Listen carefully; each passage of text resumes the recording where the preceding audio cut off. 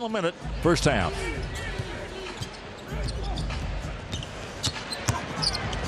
Well, he never stops. Bring the ball in, trying to get it in. They're out of timeouts. Shot clock running down. Chris Paul. Today what we're going to be looking at is being strong and stable while ball handling.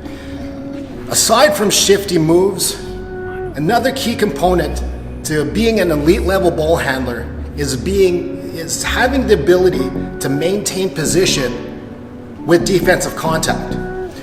I think this is especially true for youth or high school basketball, where the moment the defensive pressure is high and that there is defensive contact influencing the player's path to the hoop, the handler will either A, prematurely pick up the rock, B, get influenced into a double team or a dead spot on the floor, or C, they just buckle, and that may lead into a turnover. That the stronger you are physically, and I don't mean strong ball handling skills, truly physically, the better ball handler you are going to be. And that will allow you to control the defense, and then you can pick anywhere on the floor for an easy bucket or to get that easy assist. There's a concept that's out there in the rehabilitation world that's called feeding the dysfunction. And what I mean by that is basically pulling the joint or the misaligned joint into the path of dysfunction. This is highly prevalent in squat movements. Sometimes you'll see a knee that drops, and using that concept of feeding the dysfunction helps to correct that. Let me show you how. Now, what we'll do is first, without the band first, I'm going to show you what I mean by feeding the dysfunction in that misaligned joint. So, Rashawn, I'm going to get you to squat, but go ahead and squat with one knee that collapses. Sometimes, again, you've seen that where one collapses in. Maybe you even see both collapse in.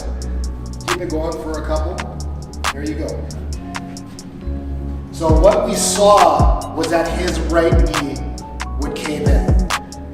What we'll do is we'll pull his knee into that dysfunction. So again, feeding the dysfunction. And what will happen is that that band pull cues him to fight the dysfunction, and he starts to align himself into a more aligned and functional movement pattern.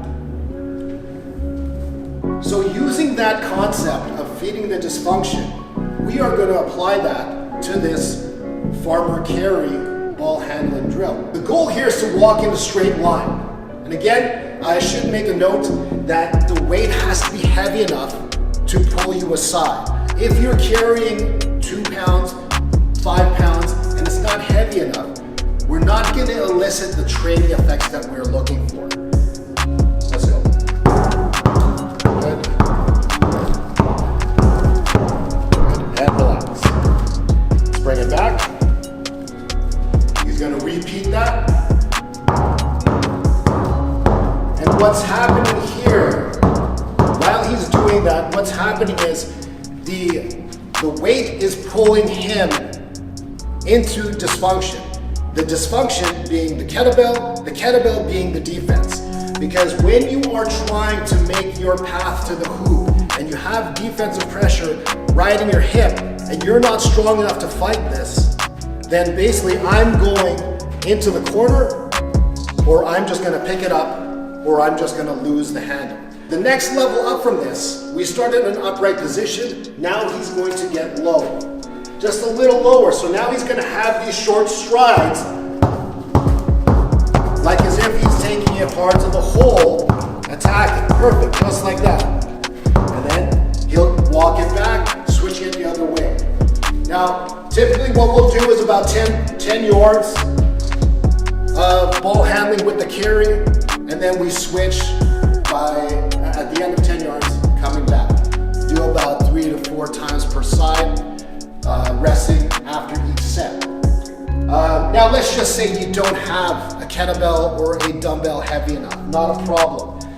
What we'll use, you'll either have a band or you can use a rope to tie around the ball handler.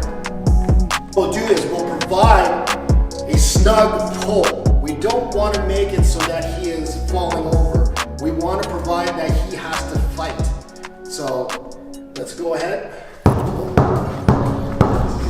Switch hands. Okay, let's go the other way.